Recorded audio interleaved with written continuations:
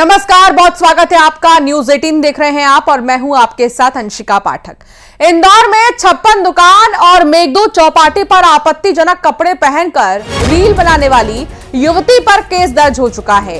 तुकोगंज थाना पुलिस ने बजरंग दल की शिकायत पर युवती के खिलाफ केस दर्ज किया है। युवती ने 56 दुकान और मेघदूत चौपाटी पर कम कपड़े पहनकर रील बनाए थे। रील सामने आने के बाद कई लोगों ने इससे ऐतराज भी जताया था। काफी बोल्ड अवतार लड़की का नजर आया और ये बोल्डनेस जो है कुछ लोगों को पसंद नहीं आया। हालांकि इस लड़की का एक वीडियो काफी ज्यादा वायरल हुआ, माफी मांगने का भी, जिसमें कि वो कह रही है कि इस तरह मुझे नहीं निकलना चाहिए था पब्लिकली। लेकिन बजरंग दल की तरफ से भी इस मामले में आपत्ति जाहिर की गई है और मामला दर्ज किया गया है। युवती पर अब केस दर्ज हो चुका है। ये बोल्डनेस लोगों को नहीं भाई। कुछ लोगों ने अपनी आंखें खुद ही बंद की, तो किसी की गर्लफ्रेंड ने अपने बॉयफ्रेंड की आंखें बंद की, तो किसी की बीवियां अपने पतियों को देखते नजर आई जब ये लड़की सड़कों पर आई। अब इस मामले में 56 दुकान और मेघदूत चौपाटी पर आपत्तिजनक कपड़े पहनकर रील बनाने वाली युवती पर केस दर्ज हो चुका है। दरअसल बजरंग दल ने शिकायत की थी और अब युवती के खिलाफ केस दर्ज किया गया है। 56 दुकान जो कि काफी मशहूर दुकान है इंदौर का, यहाँ ऐसे व्यंजन मिलते हैं जिनका स्वाद कभी आपने शायद ही देश के किसी और हिस्से में चखा हो और काफी ज्यादा मशहूर है मिठाइयों के लिए भी। मेघदूत चौपाटी पर कम कपड़े पहनकर ये रील बना रही थी और इसी बीच जो है गुस्सा आक्रोश बजरंग दल का देखने को मिला है। मिथिलेश गुप्ता इंदौर से मेरे साथ जुड़ गए हैं। मिथिलेश, जो लड़की है उसने सोशल मीडिया पर बकायदा इसके लिए माफी भी मांगी। उसने कहा, इस चीज को एक्सेप्ट किया कि मुझे ऐसे बाहर नहीं निकलना चाहिए था, लेकिन फिर भी मैं निकली। बावजूद इसके बजरंग दल का गुस्सा शांत नहीं हुआ, उन्होंने केस दर्ज कर दिया। देखिए, बजरंग दल, मां अहिल्या मंच, कांग्रेस, लोक संस्कृति मंच और हिंदू संगठन, ऐसे 10 शिकायत इंदौर के अलग अलग थानों में हुई थी युवती के कपड़े को लेकर। अब देखिए, जब विवाद बढ़ा तो उस पर मंत्री कैलाश विजयवर्गीय का भी बयान आया था। उन्होंने कहा था कि ये मां अहिल्या की नगरी है, यहाँ इसे बर्दाश्त नहीं किया जाएगा। उसके बाद में एक बड़ा प्रदर्शन देखने को मिला। ज्ञापन सौंपने कांग्रेस और मां अहिल्या मंच एक साथ पहुंच जाते हैं और इंदौर पुलिस कमिश्नर को पूरे घटना से अवगत कराया जाता है, ज्ञापन सौंपा जाता है। इस पूरे मामले में जांच चल रही थी और उस दिन हालांकि पुलिस कंफ्यूज नजर आई थी। ये पुलिस ने कहा था कि कानूनी सलाह लेंगे, कानूनी सलाह लेने के बाद तय करेंगे कि किस धारा में केस दर्ज होगा या किन धाराओं में केस दर्ज कर पाएंगे या केस दर्ज होता है या नहीं होता है। लगभग 2 दिनों के बाद में पुलिस ने सार्वजनिक स्थान पर अश्लीलता फैलाने का केस दर्ज किया है। यानी युवती ने माफी तो मांग लिया, लेकिन उसके पहले जो शिकायत हुई थी उस शिकायत के आधार पर पुलिस ने केस दर्ज कर लिया है। तो युवती को शायद इस बात का डर था कि FIR दर्ज हो सकता है, क्योंकि इंदौर के लोगों में आक्रोश नजर आ रहा है, गुस्सा नजर आ रहा है। इस बात को कहीं ना कहीं वो समझ रही थी, इसलिए उन्होंने बाकायदा इसके लिए माफी मांग लिया। लेकिन ये बवाल और क्यों बढ़ा, ये विवाद इसलिए और बढ़ गया कि जब ये वीडियो वायरल हुआ था तो वायरल होने के बाद में इसी युवती ने पहले सोशल मीडिया पर एक अपना वीडियो डाला और कहा कि जिससे मुझे मुलाकात करनी हो, अगर किसी को आपत्ति हो तो मेरे पते पर आ जाए। बाकायदा एक पता दिया कि इस पते पर आकर मुझसे बात कर ले, मुझे नहीं लगता है कि मैंने कुछ गलत किया है। लेकिन जब ये बयान सामने आया तो इंदौर में आक्रोश बड़ा देखने को मिला, जबरदस्त विरोध प्रदर्शन भी हुआ। उसके बाद पुलिस तक पूरे घटनाक्रम पहुंचा, शिकायत पहुंची और हालांकि माफी के बाद भी अब शिकायत दर्ज हो चुकी है। पुलिस ने सार्वजनिक स्थान पर अश्लीलता फैलाने का केस दर्ज किया है। बिल्कुल, और ये पब्लिक प्लेस है। इस तरह पब्लिक प्लेस में कई विचार के, कई तरह के लोग ऐसे होते हैं जिन्हें बहुत सी चीजें नहीं पसंद आती हैं। वहां आप अपनी मनमानी नहीं कर सकते, यही है। बहुत शुक्रिया मिथिलेश जानकारी साझा करने के लिए। आप बने रहिए, आगे भी आपसे जानकारी लेते रहेंगे। इंदौर से ही अगली खबर है। इंदौर के नामी स्कूल में नर्सरी की छात्रा से बैड टच के मामले में जिला पंचायत CEO ने जांच समिति बनाई है। जांच समिति में जिला परियोजना समन्वयक शिला मरावी, महिला और बाल विकास विभाग की अधिकारी ममता कनेश और उच्च माध्यमिक विद्यालय की संकुल प्राचार्य सुनीता शर्मा शामिल हैं। टीम को आज ही जांच करके रिपोर्ट सौंपनी है। छात्रा के साथ अश्लील हरकत के बाद स्कूल में जमकर हंगामा हुआ था, लेकिन परिजनों ने पुलिस में इसकी शिकायत नहीं की। जिला पंचायत CEO ने स्वतः संज्ञान लेकर जांच समिति बनाई है। मिथिलेश संवाददाता साथ जुड़े हुए हैं। मिथिलेश, इतनी बड़ी बड़ी घटनाएं आ जाती हैं दरिंदगी की और छेड़छाड़ की, इस तरह की, बावजूद इसके कोई सबक नहीं ले रहा। देखिए, इसके बावजूद कोई सबक नहीं ले रहा, लेकिन इस बार जो घटना सामने आ रही है वो अगर मध्य प्रदेश के टॉप 10 स्कूल की हम बात करते हैं तो उसमें से एक है। यानी इस स्कूल की जो फीस है वो लाखों रुपए की। अगर आप अपने बच्चों को नर्सरी क्लास में भेजते हैं तो उसकी मोटी फीस आपको देनी पड़ती है। लाखों रुपए की इस स्कूल की फीस है। मध्य प्रदेश के टॉप 10 स्कूल में इसका नाम है।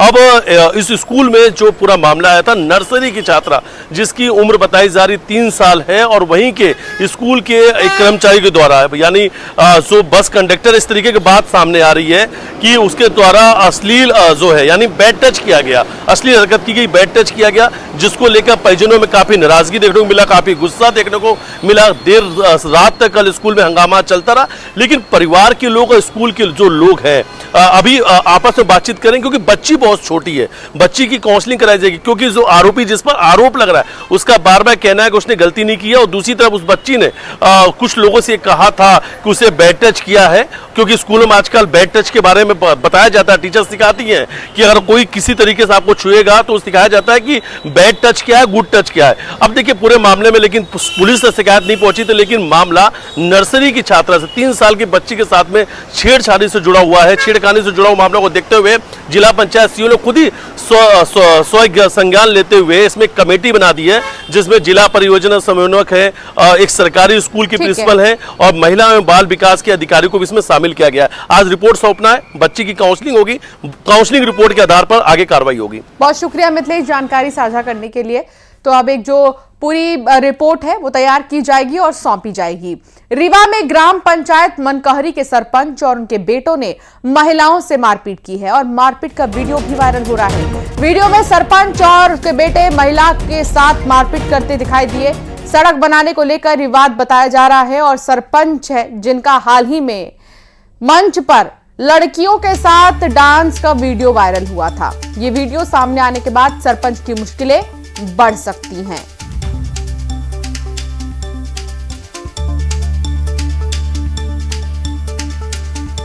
तो सरपंच और उनके बेटों का ये वीडियो आप देख रहे हैं, जो कि महिलाओं को पीट रहे हैं, मार रहे हैं। सड़क बनाने को लेकर पूरा विवाद शुरू हुआ और देखते ही देखते मारपीट में तब्दील हो गया।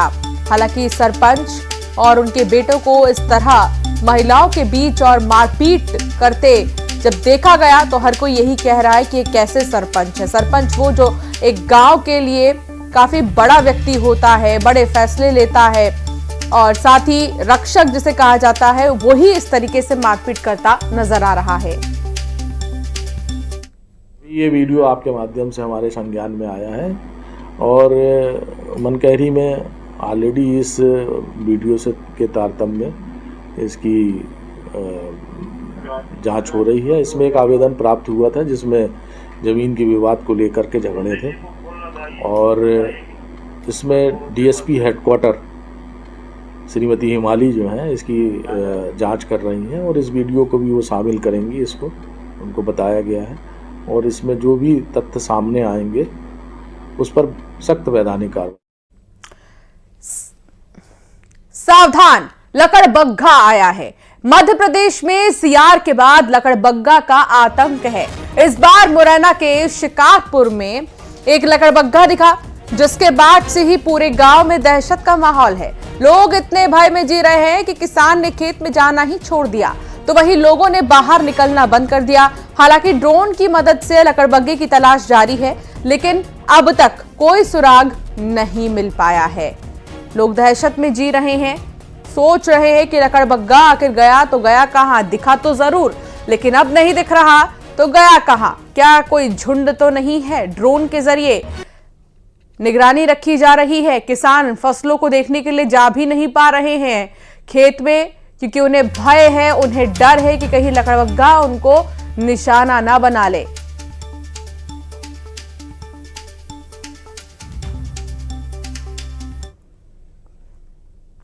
मुरैना में बड़ा सड़क हादसा हो गया। मुरैना से श्योपुर जा रही एक प्राइवेट बस ट्रैक्टर से टकरा गई और इसके बाद इतनी जबरदस्त थी ये भिड़ंत कि ट्रैक्टर के 2 टुकड़े हो गए। बस सड़क से नीचे उतर गई। हादसे में 6 लोग घायल हुए हैं। नेशनल हाईवे 552 के छैरा गांव के पास यह हादसा हुआ है। ट्रैक्टर के साथ साथ बस की भी तस्वीर आपको दिखा रहे हैं, जो सड़क से नीचे उतर गई। किसी के नाक में चोट आई तो किसी के सर पर चोट आई है, तो किसी के हाथ पर चोट आई है, तो किसी के शरीर के अलग अलग हिस्सों में चोटें आई हैं। जितने भी लोग बस में सवार थे और कुछ जो ट्रैक्टर पर सवार थे उन्हें भी चोट आई है। ट्रैक्टर के तो 2 टुकड़े हो गए हैं, लेकिन ये बस की आप तस्वीर देखिए जिसमें कि कई यात्री सवार थे। नेशनल हाईवे 552 के छैरा गांव के पास का यह हादसा बताया जा रहा है। दोनों में ही भिड़ंत हुई है और जबरदस्त टक्कर के बाद इस तरह की तस्वीर सामने आई। और अब बात छतरपुर की करेंगे, जहां नौगांव में 2 पक्षों के बीच विवाद के बाद जमकर मारपीट हुई है। दोनों एक ही परिवार के बताए जा रहे हैं। अब मारपीट का वीडियो भी सामने आ चुका है, जिसमें कि कुछ लोग एक युवक को पिटाई करते नजर आ रहे हैं, बुरी तरीके से पीट रहे हैं। लेकिन ये 2 अनजान नहीं है। ये पक्ष जो है, 2 जो पक्ष है वो एक ही परिवार से ताल्लुक रखते हैं, एक ही परिवार के हैं और किसी बात को लेकर दोनों में ही कहासुनी हुई। देखते ही देखते मारपीट में पूरा मामला तब्दील हो गया। लात घूंसे खूब चले। आसपास के लोग बीच बचाव करने के लिए भी आए, लेकिन क्योंकि पारिवारिक मामला था तो कोई ज्यादा दखलंदाजी नहीं दे रहा था, सब तमाशबीन बने रहे।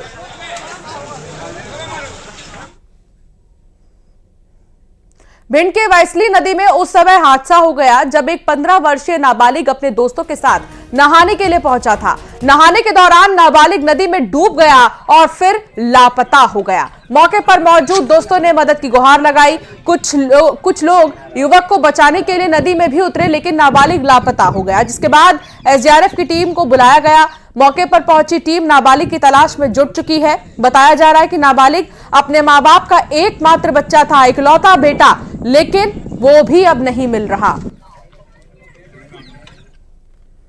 दतिया में रेत माफिया की गुंडागर्दी सामने आई है। रेत माफिया ने फायरिंग कर धमकाया है। किसान ने रेत से भरे ट्रैक्टर को अपने खेत में से ले जाने से मना क्या किया, रेत माफिया तो दबंगई पे आ गए।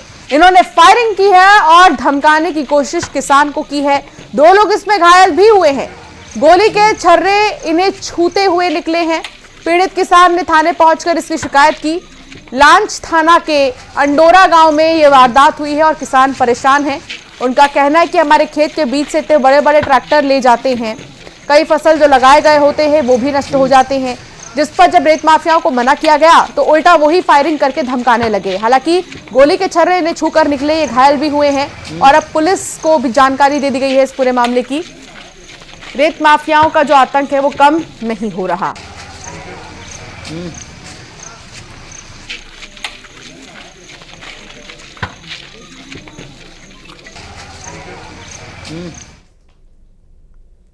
और अब खबर सीहोर से है, जहां श्यामपुर गांव में अभिभावक ही स्कूल पहुंचकर अतिथि शिक्षकों की परीक्षा ले ली। दरअसल हाई स्कूल में पढ़ने वाले छात्रों ने अपने अभिभावकों से शिकायत की थी, जिसके बाद अभिभावक स्कूल पहुंचे और परीक्षा लेने लगे। स्कूल की 9वीं की हिंदी की शिक्षिका को बोर्ड पर हिंदी के रसों के नाम और उनके अस्थायी भाव लिखने के लिए कहा गया, जिस पर शिक्षिका सही से नहीं लिख सकी। श्रृंगार और हास्य जैसे शब्द को भी गलत लिखा। अब मामले की शिकायत स्कूल के प्राचार्य से की गई है। प्राचार्य और क्षेत्र के बीईओ ने कहा कि मामले की जांच कर कार्रवाई के लिए डीईओ को पत्र लिखा जाएगा। जब उनको बोला गया श्रृंगार लिख के दिखाओ तो वो भी नहीं लिख पाई। इतना ही नहीं, जब हास्य बोला गया लिखकर दिखाने के लिए तो वो भी नहीं लिख पाई।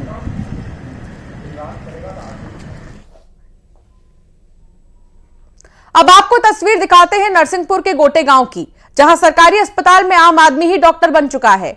वो खुद मरीज के ड्रेसिंग करता हुआ नजर आया। हालांकि ऐसा मजबूरी में वो कर रही हैं, उन्हें कोई शौक नहीं है, क्योंकि अस्पताल में ना डॉक्टर है और ना ही नर्स, कोई भी स्टाफ अस्पताल में मौजूद नहीं है। ये वीडियो 25 सितंबर का है, जिसमें देख सकते हैं आप कि एक महिला जो कि किसी दुर्घटना से घायल होकर आई थी, डॉक्टर नहीं मिला तो आम आदमी ही ड्रेसिंग करने लगा। हालांकि न्यूज़ 18 इस वायरल वीडियो की पुष्टि नहीं करता, लेकिन सवाल यह भी है कि अगर इस वीडियो में सच्चाई है तो फिर डॉक्टर और वहां के प्रबंधन पर सवालिया निशान खड़े करते हैं।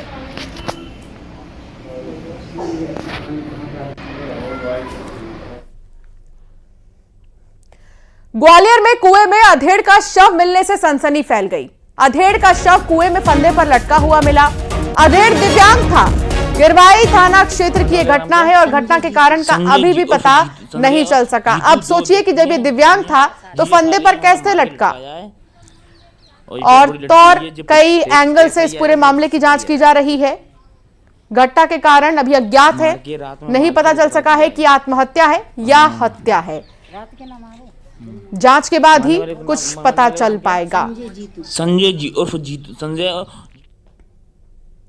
इंदौर में एक NHAI कर्मचारी ने सुसाइड कर लिया है। बताया जा रहा है कि 30 वर्षीय युवक का अपनी पत्नी के साथ में विवाद चल रहा था। पत्नी ने पति के खिलाफ थाने में शिकायत भी दे रखी थी, जिसके बाद वो अपनी प्रोफेसर पत्नी से मिलकर लौटा ही था। रात को उसने फोन पर पत्नी से बात भी किया और कहा कि कुछ गलत होने वाला है। उसके बाद शादी का सूट पहना और फिर उसी सूट के टाई को फंदा बनाकर फांसी लगा ली। जैसे ही इसकी खबर लसूड़िया थाने पुलिस को लगी, मौके पर पहुंचकर शव को कब्जे में लेकर जांच में जुट गई है पुलिस।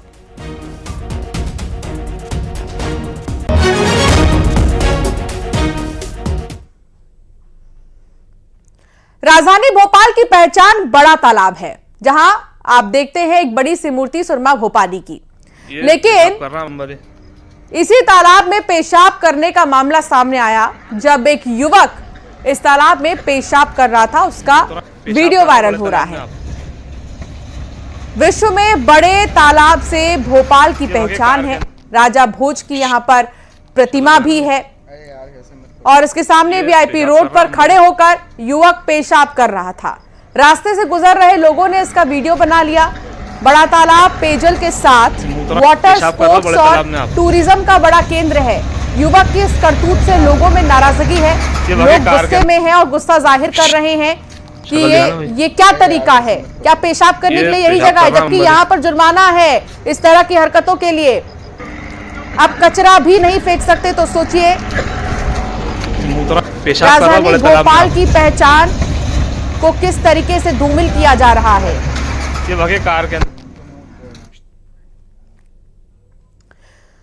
गुना में वक्फ बोर्ड की भूमि को लेकर विवाद गहरा गया है। शिकायतकर्ता ने जान माल की सुरक्षा की गुहार लगा दी है। जिला अध्यक्ष जाकिर खान पर गंभीर आरोप लगे हैं। धमकी देकर 65,000 रुपए की मांग का आरोप है।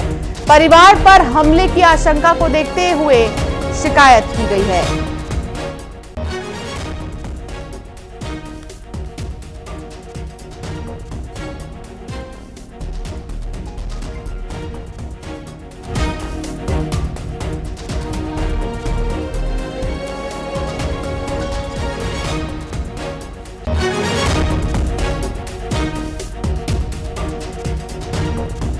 संदीप दीक्षित संवाददाता से जुड़ गए। संदीप, पूरा मामला क्या है?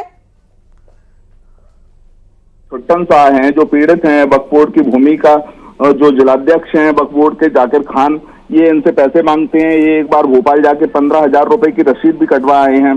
65,000 रुपए और इनसे मांगे जा रहे हैं। इनका कहना है अभी मेरी मक्के की फसल है, मेरे पास लागत भी नहीं है। तो ये SP ऑफिस अभी आवेदन देने आए थे।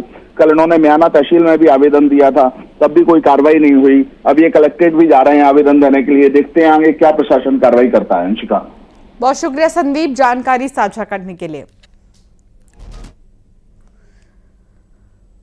सागर में रीजनल इंडस्ट्री कॉन्क्लेव में पहुंचे डेलीगेट्स का परंपरागत तरीके से स्वागत किया गया है। बुंदेली लोकगीत गाकर सभी डेलीगेट्स का अभिनंदन किया गया।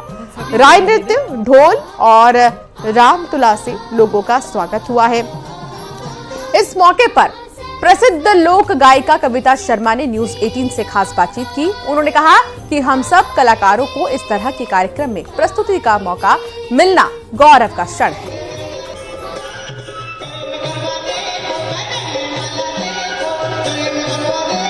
बुंदेलखंड की मशहूर लोकगीत गायिका कविता जी मौजूद है। कविता जी, कैसे स्वागत कर रही हैं जो लोग यहाँ आ रहे हैं? हम अपने बुंदेलखंड के जो पारंपरिक गीत हैं, अपने गीतों का विधान बताकर लोगों का स्वागत कर रहे हैं। एक हाल ही में आपका एक मशहूर गीत भी सामने आया था, लोकगीत, उसको आप यहाँ भी गा रही थी। दर्शकों के लिए कुछ गुनगुनाएंगे?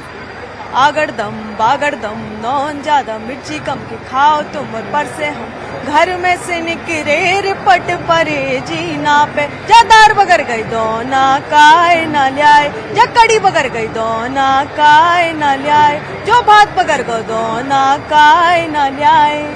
आपको सभी हमारे प्रमुख नेतागण, इंडस्ट्रियलिस्ट, उन सभी से निवेदन